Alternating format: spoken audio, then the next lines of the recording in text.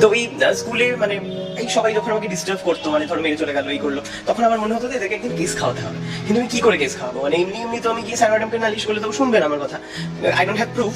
তো এরকম হয়েছে যে কেউ আমাকে মেরে চলে গেছে, আমি তখন অজ্ঞান হয়ে পড়ে গেছি, ঠিক আছে?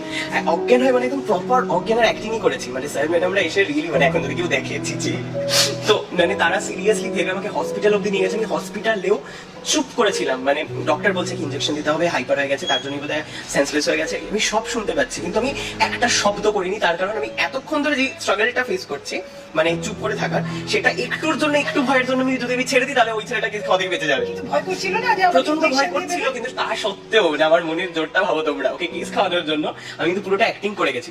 এইটা হওয়ার পর তারপরে স্কুল থেকে মাকে ডাকে, মা এসে আমাকে নিয়ে যায়, অনেকক্ষণ পরে আমার জ্ঞান ফেরে, এই সমস্ত কিছু হয়। তারপরে তাকে হচ্ছে সাসপেন্ড করা হয়েছিল এটাকে বেশ কিছুদিনের জন্য।